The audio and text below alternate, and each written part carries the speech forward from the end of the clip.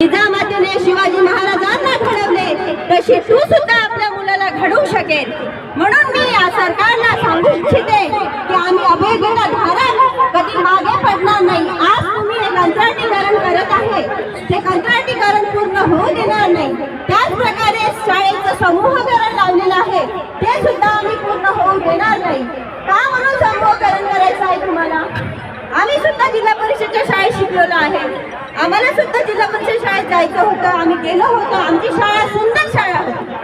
आमच्या आई वडिलांनी दिवस रात्र कष्ट करून आम्हाला जिल्हा परिषद शाळेत शिकवलेलं आहे आणि आज आम्ही ते जे बोलत आहे ते जिल्हा परिषदच्या शाळेमुळे। आज एक IPS ऑफिसर झाला असेल, कोणी कलेक्टर झाला असेल, तो सुद्धा जिल्हा परिषद शाळेतूनच निघालेला आहे। कांबळे साहेब, आंदोलनाचा तिसरा दिवस आहे, काय सांगाल तुम्ही? गेल्या 2 दिवसापासून हे आंदोलन या ठिकाणी मोठ्या तीव्र क्षमतेने आम्ही करतोय। पहिल्या दिवशी अधिवेशनावर धडक मोर्चा काढलेला आहे। माझं म्हणणं एकच आहे की 2 दिवस झालं अधिवेशन सुरू आहे आणि सभागृहामध्ये अद्यापही कुठलाही शिक्षक आमदार म्हणा किंवा पदवीधर आमदार या प्रश्नाला वाचा फोडू शकला नाही। तर आमचं स्पष्ट म्हणणं आहे की समूह शाळा योजना, कंत्राट शिक्षक भरती योजना, नवीन संच मान्यता योजना जी आहे हे धोरण जोपर्यंत रद्द होणार नाही तोपर्यंत आम्ही शांत बसणार नाही। जर या अधिवेशनामध्ये आमच्या या मागण्यावर तोडगा निघाला नाही तर येणाऱ्या स्थानिक स्वराज्य संस्था या निवडणुकावर पूर्ण राज्यभरातील भावी शिक्षक, अभियोग्यताधारक त्या ठिकाणी त्या निवडणुकीवर एक प्रकारे बंदी घातल्याशिवाय शांत बसणार नाहीत।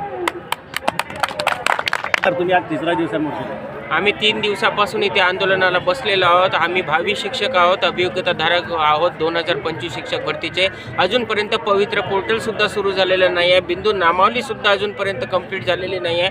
माननीय शिक्षण मंत्री यांना आम्ही भेट घेतली, त्यांना आम्ही आमच्या सर्व मागण्या सांगितल्या, तरीसुद्धा सकारात्मक प्रतिसाद त्यांनी दिला नाही। म्हणून आम्ही बेमुदत आंदोलनावर इथे बसलेलो आहोत। नक्कीच आमच्या मागण्या आम्ही मंत्रालयामध्ये सुद्धा मांडू व पुढे भविष्यामध्ये आंदोलन व उपोषण करण्याची जरी वेळ आली तरी आम्ही मुंबईला येऊन आंदोलन व उपोषण तिथे करण्यास तयार आहोत। पण आम्ही आमच्या मागण्या पूर्ण करून राहू। आम्ही भावी शिक्षक आहोत, गुणवत्ताधारक शिक्षक आहोत आणि आम्हाला न्याय मिळालाच पाहिजे।